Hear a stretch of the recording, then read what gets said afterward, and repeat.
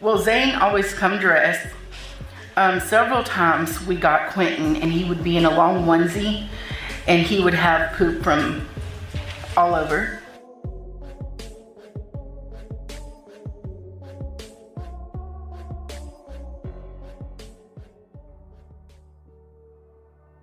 Savannah in Georgia is a city where the past never truly disappears.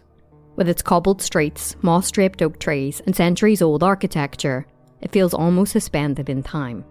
The historic district draws visitors from around the world, lured by tales of antebellum mansions, Civil War ghosts, and Southern charm. But beyond the postcard-perfect squares and quiet courtyards, Savannah is a place like any other. One where beauty and tragedy often exist side by side. In the suburban neighbourhood of Buckhalter Road, just a short drive from the city's storied heart, life tends to move a little slower. The homes here are dotted along a road, surrounded by dense woodland and open spaces of green. One morning in October of 2022, a 911 call came from one of these homes. A young mother reported that she had woken up to find her 20-month-old son gone, and the front door was lying wide open. Complaint about her 1-year-old son is missing. She woke up, her door was open, but as he's unable to open the door, I think someone came in and took him.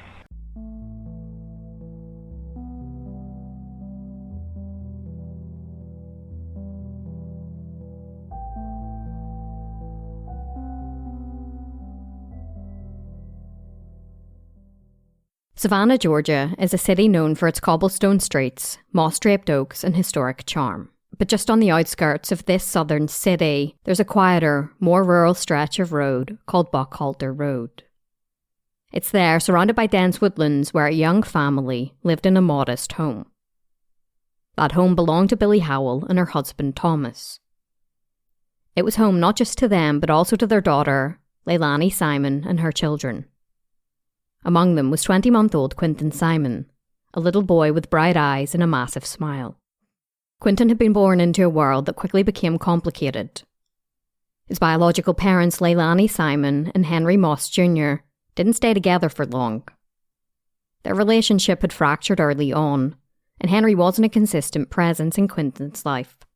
Quinton lived with his mother, Leilani, her boyfriend Daniel Youngkin, and his 2 siblings, an older brother and sister. The family lived under the roof of Quinton's grandparents, Billie and Thomas Howell, who helped raise the children and provide support for their daughter. Despite the instability that often clouded the household, Quinton was deeply loved by his grandparents. His grandfather, Thomas Howell, would fondly say, "He's a great kid, smart, always smiling. I mean, he lights up your life." To Thomas, Quinton wasn't just a grandson. Thomas spoke about how Quinton loved being picked up and played with. He was happiest in his grandfather's arms, giggling and reaching for the television remote or a cell phone. Like most toddlers, Quinton was curious, always exploring, always wanting to be like one of the big kids. And there was no one he wanted to be like more than his older brother. He adored him, chasing after him through the house, copying his every move. Whatever his big brother did, Quinton was right behind, eager to follow. It was the kind of innocent admiration that only a toddler could give. His babysitter, Michelle, fondly recalled, He loved cheese. Every time I would get home from work, he would want mac and cheese. And he would go to the refrigerator and he would get my cheese out, my block of cheese, for me to cut it for him.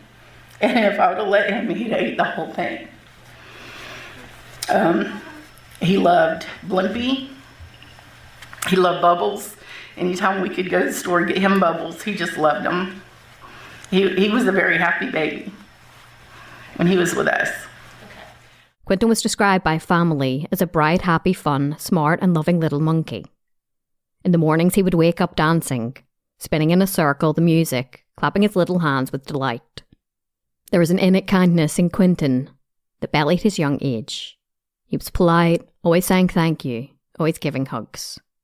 If he saw somebody standing nearby, he'd run up and wrap his tiny arms around their legs. And when Quinton was proud of himself, which was often, he had a special way of showing it. He would look up at the nearest adult with his eyes shining with pride and ask for a boom, his version of a fist bump. Quinton loved cartoons, including PJ Masks, Paw Patrol, and Dragon Tales. These weren't just shows to him, they were entire worlds. Heroes, adventures, friendships, they were a reflection of a world where good triumphed, where bad things were solved by the end of the episode. A world where children were always safe. But the real world doesn't follow these rules. And sometimes, the monsters aren't on television screens. Sometimes, they live closer than we'd like to imagine.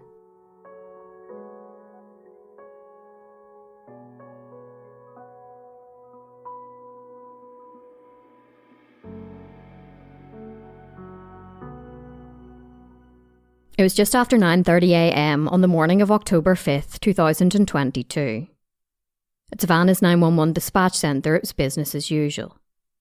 Operators moved through their routine shifts, headsets on, voices calm, ready to guide emergencies across Chatham County. Then a call came in. On the other end of the line was Leilani Simon and her boyfriend Daniel Youngkin. Their voices were panicked. Leilani could be heard in the background wailing. She cried out, "I can't find my son." 20-month-old Quinton Simon was gone. According to Leilani, she had gone to bed just after midnight. Quinton, she said, had been asleep in his pack and play. Daniel, who had left for work around 6 a.m, came rushing home when Leilani called him in a panic. The front door, she said, had been left open. This was a seemingly important detail, as Leilani explained that Quinton couldn't yet open doors. It could only mean one thing in her eyes. Somebody must have come in and taken him. Police arrived swiftly at the home on Buckhalter Road, a semi-rural strip tucked into the outskirts of Savannah. It's a place where thick woodland brushes up against aging homes, where the quiet of the morning is only broken by birdsong and the occasional passing car. But this morning, it was flooded with patrol vehicles. Officers immediately began searching, calling out Quinton's name through the yard, through the thick brush that bordered the property. They moved quickly but carefully, checking behind sheds, under porches, inside trash bins, any place that a curious toddler might wander or hide. It became clear quickly that he wasn't in the house, and he wasn't in the yard, and he wasn't anywhere nearby. The search then expanded outward. Officers moved in widening circles, searching nearby ditches, overgrown trails, and even the roadside drains. The streets around the Simon home were soon cordoned off with yellow tape, as uniformed officers redirected traffic and volunteers began to arrive. Neighbours who were shaken by the news joined the efforts. Casey Bowers, a nearby resident, helped search the area. She expressed the urgency that many were feeling when she said, "It's a kid that's probably scared." Michelle Miller echoed her. She said that if it were her child, she'd want the entire community out looking. And the community did come. They canvassed the nearby woods, combed through grassy ditches, and peered into the murky ponds that dotted the area. The land out there was thick and wild in parts, pockets of swampy lowland and clusters of pine that made visibility difficult. A tracking dog was brought in, its nose pressed to the earth as it searched for even the faintest trace of Quinton. A helicopter, which was typically used for mosquito control, hovered above the trees, scanning from the air. The dive team was called in next, outfitted in black neoprene, slipping into the nearby streams and ponds to search the waters. By nightfall, darkness had forced the search to a halt, at least on the ground. But overhead, a thermal imaging helicopter stayed in the air, scanning the landscape with infrared. The next morning, the search for Quinton resumed. Police officers, volunteers, dogs and divers again spread out across Buckhalter Road and beyond.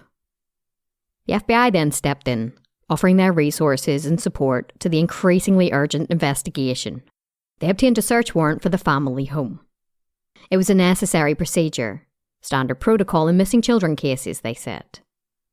Agents could be seen coming and going from the home, carrying brown paper evidence bags. The front yard, which was once scattered with children's toys and a tiny slide, had become a scene of law enforcement activity. Chatham County Police Chief Jeff Hadley addressed the growing media presence outside the family's home. He stated, "We're very concerned about Quinton. We're hoping we can find him safe and bring him home to his parents." He was careful to emphasise that at this point there was no evidence of an abduction, no signs of foul play, but the undertone was clear. Hope was growing more fragile with each passing hour. Still, the message remained steady as he said, "We're going to hold out hope that he's still alive and that we can find him and bring him home safe to his parents." But behind that hope, behind the police tape, the media lines and the public reassurances, there were questions.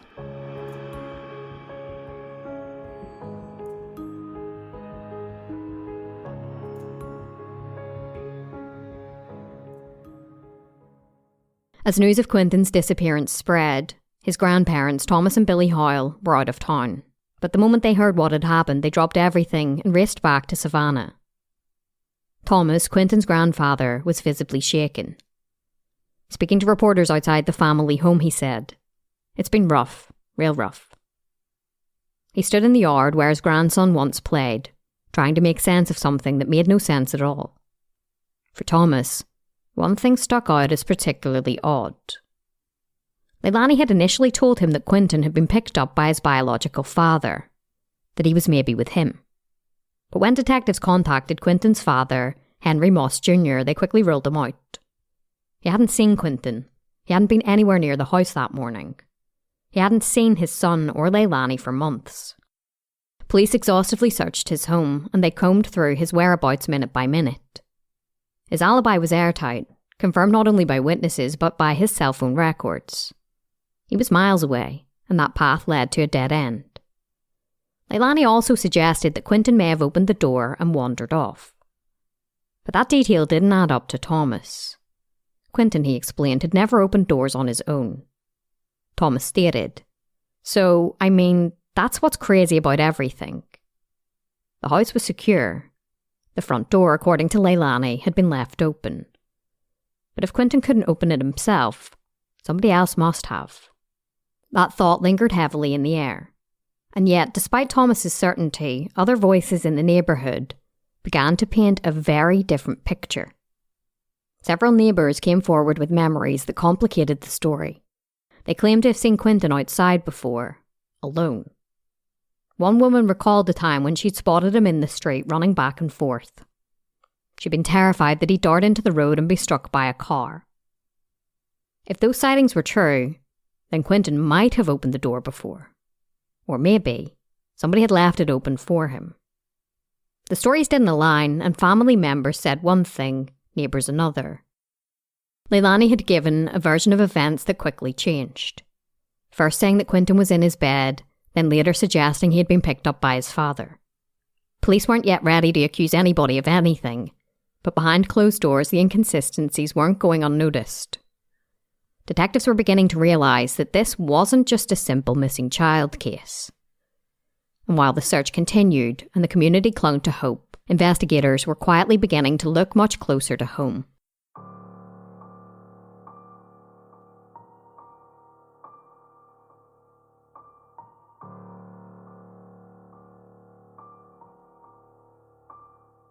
The next day passed in a blur. Police combed the woods, search crews walked shoulder to shoulder through the brush and ditches. Helicopters circled above. But there was still no sign of Quinton Simon. And as the sun began to dip below the tree line on that second night, it seemed like something else was unravelling. Something inside the home on Buckhalter Road. According to neighbours, voices carried through the thin walls and out into the night. Heated arguments, accusations, tears. And while the chaos of that night was especially intense, those who lived nearby said that this wasn't anything new. That house had always been volatile. Quinton and his two siblings had grown up in the thick of it, a home rife with instability, addiction, and a long-standing cycle of dysfunction. Leilani Simon, Quinton's 22-year-old mother, had a long history of drug use. She was addicted to cocaine, and according to Quinton's father, Henry, it was her addiction that ultimately drove them apart. He stated, "She did cocaine every day, all day, as much as she could." Their relationship, much like everything else in that home, was combustible. They had been arrested together more than once for theft. He remembered the darker side of those days, nights where she'd get violent if she didn't have money to buy drugs. He recollected. She hit me in the face. He also claimed that when the money ran dry, Leilani found other ways to get what she wanted, using her body in exchange for cash. And when Henry came to the house after Quinton disappeared, what he saw shocked him. He stated, every one of them was high as a kite and drunk as hell. Leilani was on something. She wasn't crying when I walked up. She was laughing and having a good time with everybody. It looked like a party. It certainly wasn't the reaction one would expect from a mother whose 20-month-old son was missing. The family's history with law enforcement went back years. In 2021, Leilani had been arrested in North Carolina for stealing 2 packs of cigarettes, a bag of popcorn, and a drink from the Love's truck stop where she worked. Since the items were taken from her place of employment, the charge was upgraded to felony larceny. She moved her family to Georgia shortly thereafter. But the problems didn't stop. If anything, they intensified. Quinton's babysitter, Michelle McCarta, had witnessed firsthand the neglect that Quinton experienced. She recalled how he often showed up to her home in soiled clothing, smelling like sour milk. Sometimes he had bruises, and he never wanted to go home. Well, Zane always come dressed. Several times we got Quinton, and he would be in a long onesie, and he would have poop from all over. I don't want to say a baby didn't smell good, but he smelled like rotten milk. He had rings around his neck. We'd immediately bathe him and put him fresh clothes on. When it came time to drop him off in the evening, she said, he would cry, cling to her, and beg to stay. Michelle wasn't the only one that was concerned. Quinton's grandparents, Billy and Thomas, had seen the warning signs as well. Eventually, they stepped in. They filed for custody of Quinton and his siblings, citing Leilani's addiction and her inability to provide safe care. In court documents, Leilani was described as a chronic, unrehabilitated substance abuser of cocaine and cannabis. It was even revealed that she had tested positive for cocaine at the birth of one of her children. Despite losing custody, Leilani still lived in the home with her children, under the roof of her parents. But things were far from harmonious. Leilani had been ordered to pay child support, but she failed to do so. In April, the Georgia Department of Human Services sued her to enforce the payments. By the time October rolled around, things were reaching a breaking point. Leilani was in the process of being evicted. On September 7th, less than a month before Quinton vanished, police were called to the home after a domestic dispute between Leilani and her mother. The fight had started over laundry, but it wasn't really about laundry. When officers arrived, Leilani was panicked. She told them that she was on probation and she didn't want any trouble. She accused her mother of shoving her. Billy, on the other hand, told police that she was fed up, tired of being the one who kept the household together while her daughter and her boyfriend contributed nothing but chaos. Billy wanted them out. The next day, she filed eviction paperwork, accusing Leilani and her boyfriend, Daniel, of causing damage to the home. In the document she had written, "No one is living in peace." The eviction proceedings were soon followed up by a child support hearing. Leilani didn't show up. A judge signed a default order requiring her to pay $150 a month. The payments never came. And now, just weeks later, her son was missing.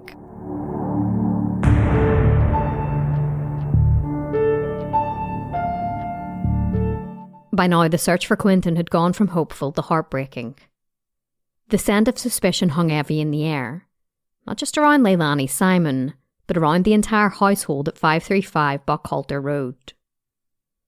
While Leilani was Quinton's biological mother, custody had legally belonged to her parents, Billy and Thomas. But in the wake of Quinton's disappearance, that arrangement came under the microscope as well. Child Protective Services swiftly removed Quinton's 2 siblings from Billy's care.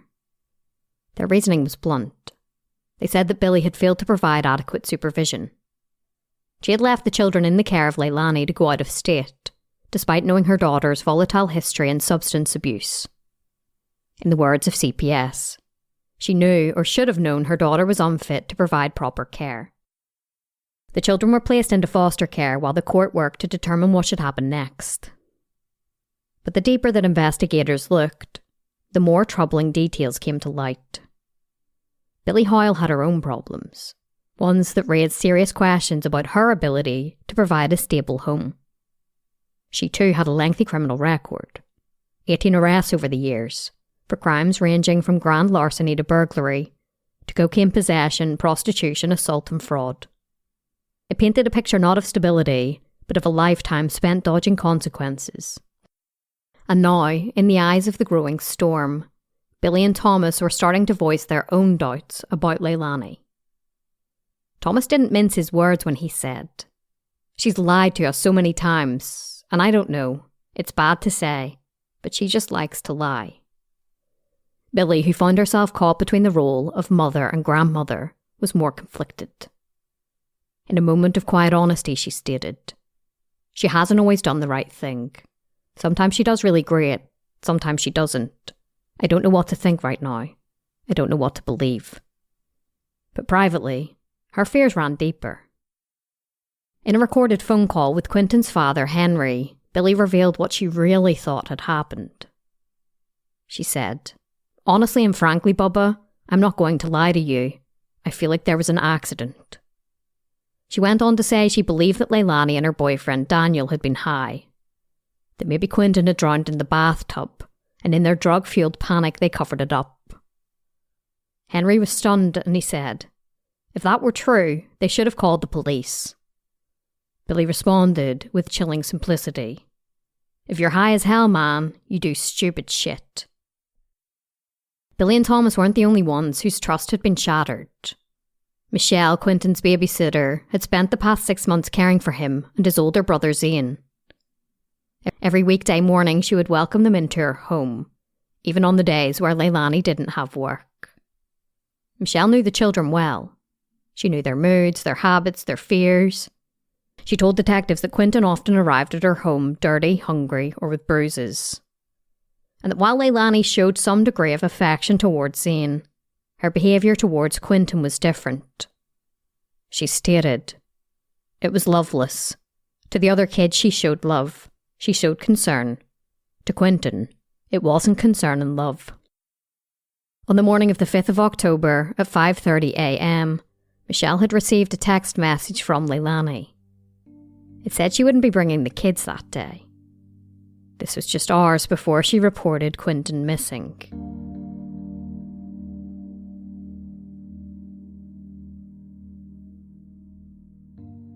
By the 9th of October, the hope of finding Quinton Simon alive was beginning to fade.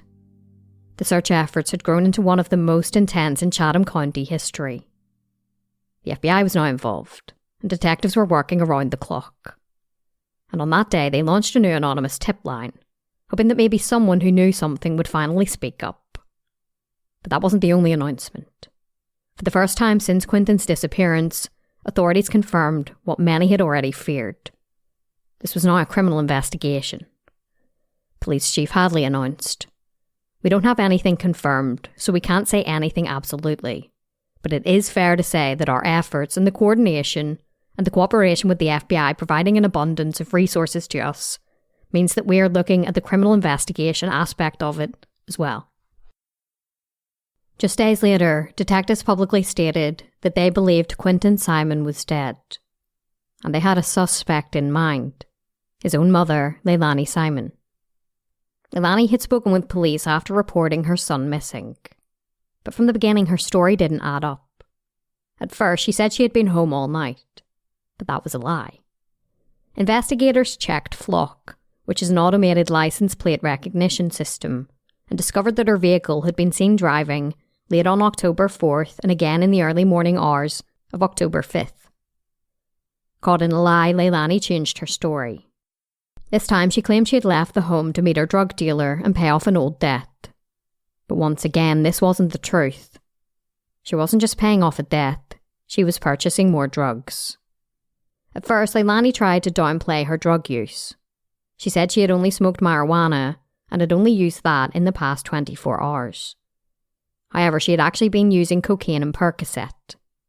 And this wasn't the only suspicious trip she took that night. Leilani later told police that she had also gone out in the early morning hours to meet a friend, somebody named Misty, to get Oragel from her wisdom tooth pain. She said that they had met at a gas station.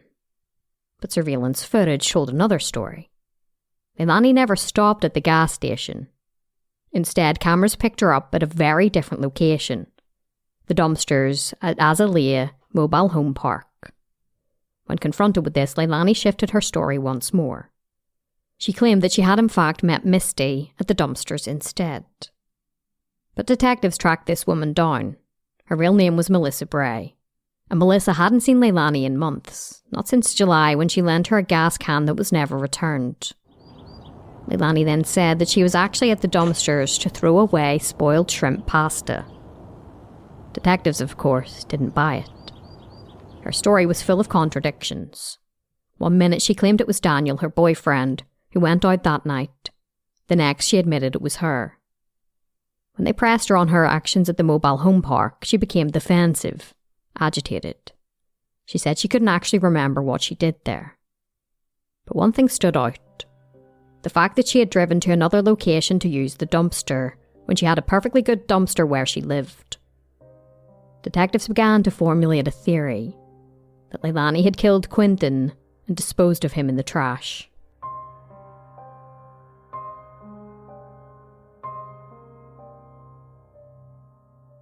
On October 18th, the investigation into Quinton Simon's disappearance took detectives to a grim new location, the landfill off Little Neck Road. They believed that Quinton's tiny body had been discarded like garbage, tossed into a dumpster, collected by sanitation workers and unknowingly transported here. Now, among thousands of tons of trash, they were determined to find him. The search was brutal. Detectives, FBI agents and volunteers from the Georgia Department of Natural Resources worked side by side, moving mounds of trash onto a massive search deck, then combing through it inch by inch with rakes and gloved hands. Chief Hadley spoke emotionally about the effort. Our team posted this picture of Quinton here on the wall of the operations centre as a reminder of who we're searching for and why we continue to work so terribly hard. But there was more than just the sheer scale of the landfill working against them. Once the trash arrived, bulldozers had shoved it into compacting cells. Each cell was crushed by a 50-ton machine, compressing the waste beyond recognition. If Quinton was here, it was unlikely that his body would be intact. And while this grim search unfolded, Leilani Simon and her mother, Billy Jo, were seen drinking tequila shots at Stingray Bar on nearby Tybee Island. A server remembered their behaviour vividly. They were having a great time like they didn't have a care in the world. They were drinking Patron shots in the deck area, being loud and laughing. It's almost like they were trying to draw attention to themselves. At this point, Leilani was still the lead suspect in her son's murder. And yet, she was free. Detectives insisted that she wasn't a flight risk. They were carefully building their case, meticulously gathering the evidence they needed to ensure that when an arrest did come, it would stick. Legal analyst Philip Holloway explained, "If they make mistakes now, it could actually jeopardise the long-term success of the prosecution, something they'll have to prove beyond a reasonable doubt." Photographs of Leilani and Billy drinking spread quickly across the media, and public outrage exploded. People were horrified. How could a woman suspected of killing her own child be out drinking in the public with her mother, who had previously claimed to believe her daughter was responsible? Protesters began gathering outside the family's home, demanding justice and screaming, "Baby killers." Among them was Quinton's babysitter, Michelle. She commented in the media, "If my child or grandchild was missing, I wouldn't sleep. I wouldn't eat. I wouldn't do nothing. I'd be out looking for my child." In response to the backlash, Billy eventually spoke to the media. She said that going out was a mistake. She claimed that friends had encouraged her and Leilani to get out of the house. Leilani also broke her silence. "I'm here, I've been here every day since this. I am not running and I'm not hiding. And if something does come up that I am at fault, I will take myself to that police station." She insisted that she was innocent and that the public had turned on her without knowing the facts. But behind the scenes, the search at the landfill continued with relentless determination. And then, after weeks of digging, there was a breakthrough. Officer Sophia Zerke was combing through the mountain of debris when she noticed something strange. A small white object, out of place against the dark, matted waste. I was just breaking through the garbage, and then I had observed a white, small object. It could fit in the palm of my hand. It looked like bone to me. So I remember seeing my Lieutenant Foster, because they were all on the side, and contacting him, and they came over and removed it. It was bone, a human bone. More bones were then discovered, including a small, child-sized skull. The remains were carefully transported to the FBI Laboratory Division, and soon the results came back. It was Quinton Simon.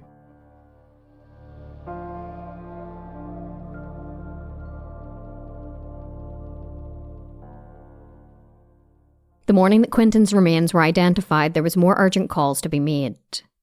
Billie Jo Howell picked up the phone and contacted the FBI. She told them that her daughter, Leilani, was in a treatment centre, but she was planning on checking herself out. She feared that her daughter was going to flee. And with a key suspect now tied to a recovered body, there was no room for delay. Detectives quickly formed a plan. Billie was instructed to pick her daughter up and then stall. She collected Leilani from the centre and took her out for a meal, buying detectives precious time. It worked. Before Leilani could run, they closed in, and she was arrested without incident. Leilani Simon was formally charged with the murder of her son. The charges included malice murder, concealing the death of another, false reporting, and multiple counts of making false statements. She waived her initial court appearance, but entered a plea of not guilty. The judge then ordered that she be held without bond.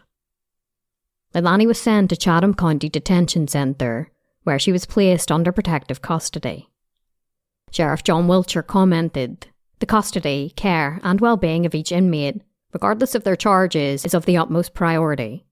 Each sworn member of the Sheriff's Office takes an oath to treat every person humanely." But the fallout didn't end there. On December 12th, Billie Jo Howell herself was arrested.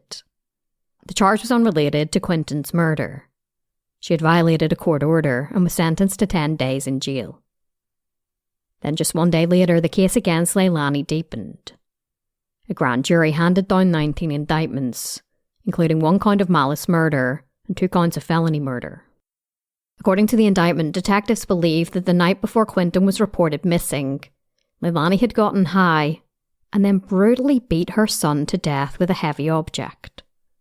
She then discarded his body in the trash. Prosecutor Cook Jones addressed the press and stated, "It's a matter that calls our very humanity into question. These are the cases that keep us up at night." In March, Leilani's defence team filed a motion. They argued that the prosecution hadn't provided enough detail to support the murder charges and requested that they be thrown out entirely. The judge denied their request. And so, over a year after Quinton Simon was killed and thrown away like garbage, Leilani would stand trial for his murder.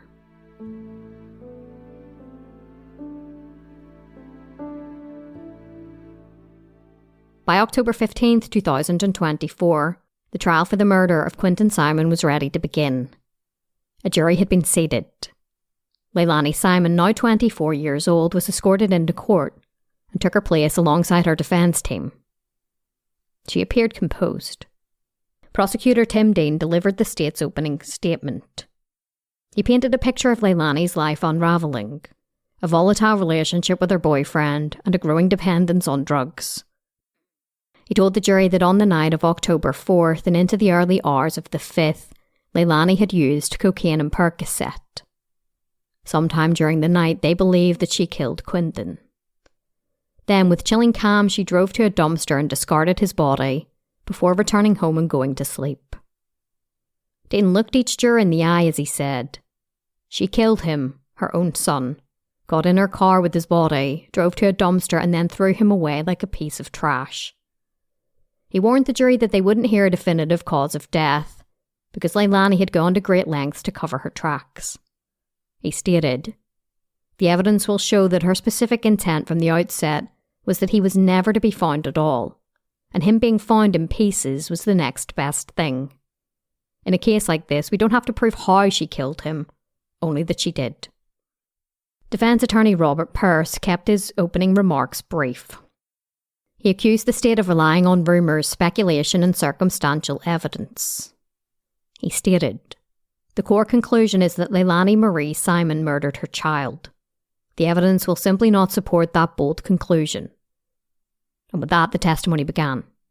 The prosecution's first witness was Sergeant Bobby Stewart, the officer who responded when Quinton was reported missing. He was asked about Leilani's demeanour. "Did you view her demeanour as consistent with that of other parents you've spoken to in missing cases?" he was asked. "No, sir, I didn't," he replied. "Most parents are hysterical," he explained. Leilani wasn't crying. She wasn't panicked. There were no tears. Testimony followed about Leilani's claims that she never left the house that night, something proven false by licence plate tracking and cell phone data. On day 2 of the trial, the jury watched the footage of Leilani's interrogation. At one point, she referred to her son in the past tense, stating, "He was my happy baby." The prosecutor then paused the video. Was, not is, he asked the jury. Next to testify was Daniel Youngkin. He said his relationship with Leilani had been deteriorating, and that when he got a call from Leilani about Quinton being missing, he was at work. Surveillance footage showed him sprinting from the warehouse, desperate. He said when he arrived home, Leilani was sitting outside. She hadn't even called the police. It was ultimately Daniel who called 911. And when officers arrived, he learned that Leilani had told them things she hadn't told him. Daniel later agreed to cooperate with the FBI, helping them bug a hotel room that he shared with Leilani. He asked her questions, pressed her for the truth. She grew suspicious and accused him of working with the feds. Then came damning testimony about Leilani's drug use and how she treated her children, particularly Quinton. His babysitter, Michelle, said Leilani frequently left her kids with her or her daughter, Talia, while she went off to buy drugs. Often it was Daniel dropping them off and picking them up, rarely Leilani. Former friend Melanie Bowling described how Leilani regularly threatened Quinton. There's been times when she has been getting on to Quinton, saying, "Will you get the fuck down, you stupid little shit."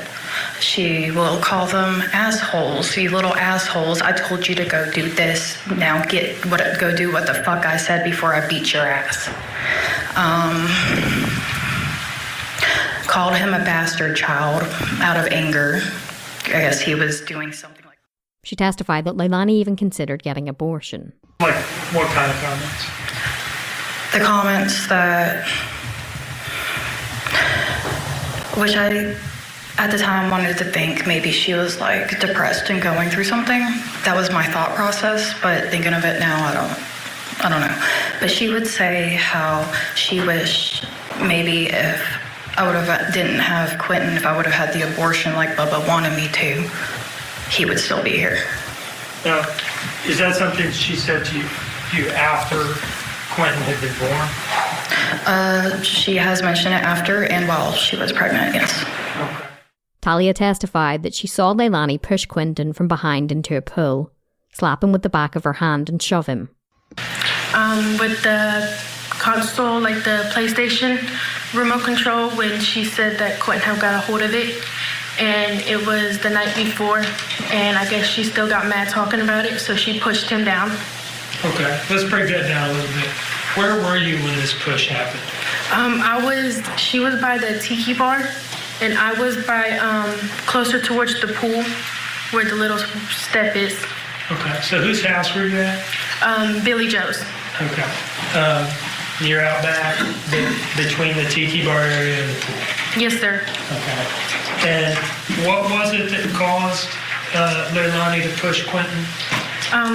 She got mad because he had supposedly broken the controller to her PS4. Okay. And how did this come up? When I walked up, I asked her if I could get Quinton, and she said, "Yes, please take him." And then she just led off the conversation because he got a hold. I'm pretty sure she said it was her brother's controller, and he was going to be mad at her. He was singled out, treated differently. Fed after the other kids, if he was ever fed at all. Michelle recollected. Quinton loved us. He was close to us. And I just felt like he would have been better off at our house. She told the jury that Quinton often arrived at her home in poor condition. She stated, he would be in a long onesie and he would have poop all over it. I don't want to say a baby didn't smell good, but he smelled like rotten milk. He had rings around his neck. We would immediately bathe him. Finally, cell phone evidence contradicted Leilani's alibi. Text messages between herself and her drug dealer were read aloud. So pretty much from when Leilani saved Craig into her phone, it appears that they began a sexual relationship and were scheduling meetups to meet and have sexual intercourse. And where was it that they appeared to be meeting? At his place of residence. And where is that? Off of Arkwright. Okay. On Arkwright Road? Yes. Off of Highway 204? Yes. Her cell phone had pinged near the Azalea Mobile Home Plaza, then remained stationary for several minutes. And though the surveillance footage was grainy, it showed Leilani throwing something into the dumpster. After 8 harrowing days of testimony, the trial of Leilani Simon came to a close. It was time for the closing arguments. Prosecutor Tim Dean stood before the jury one final time. He played video clips of Leilani's numerous ever-changing stories, each more contradictory than the last. He stated, she might be calculating, she might be manipulative, but she's not necessarily that smart. She doesn't understand that when a child goes missing, they pull out all the stops. She seriously underestimated the capabilities of people like the Chatham County Police Department. Then came defense attorney Martin Hilliard. He urged the jury not to let emotion cloud their judgment.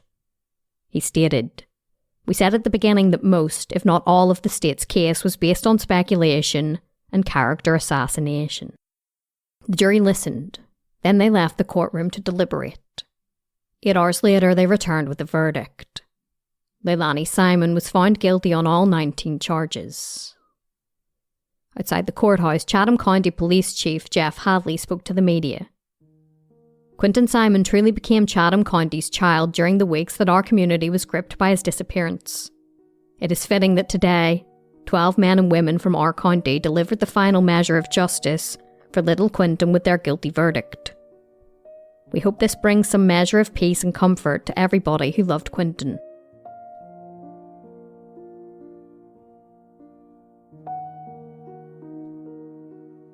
The sentencing phase followed in November. The prosecution turned the spotlight back on Leilani's behaviour, not just the crime but what came after.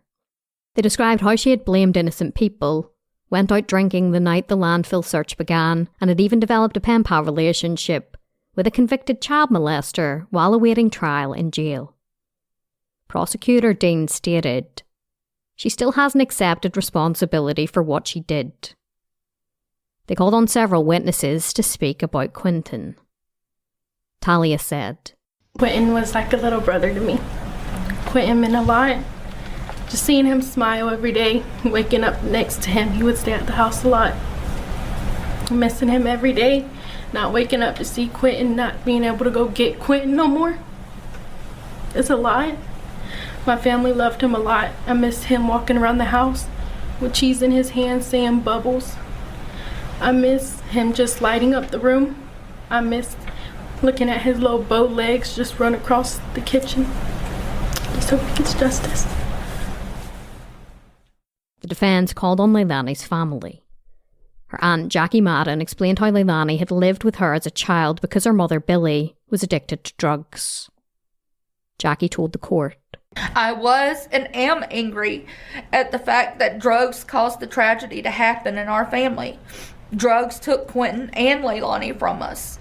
Quinton will forever be in my heart, my thoughts, and loved by me, but his life, his body, his love will never be seen or fulfilled due to the influence of drugs.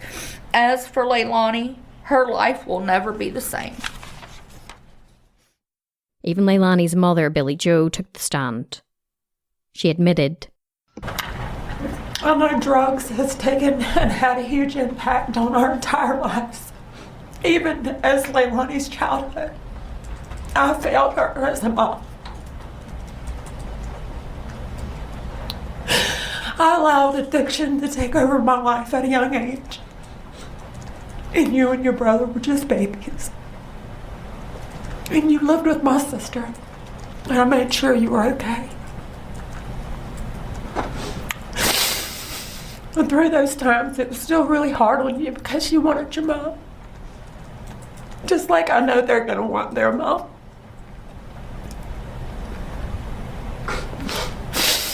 When you come to live with me, I'd already changed my life. And I'd been working really hard. But I had changed my addiction from drugs to work. And I still neglected your needs, your emotional needs. I still wasn't there for you to be your mom.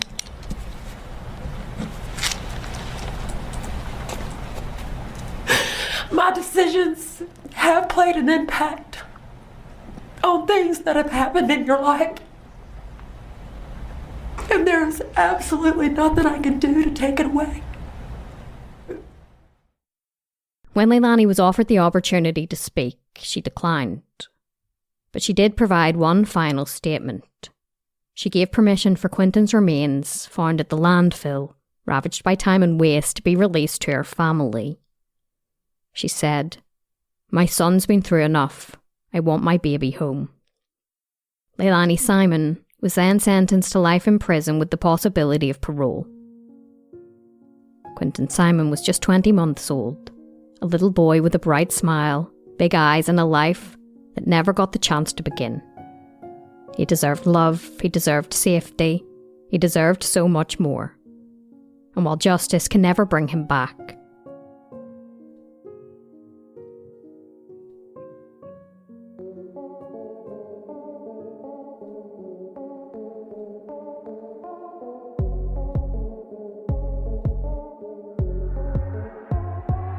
well, besties, that is it for this episode of Morbidology.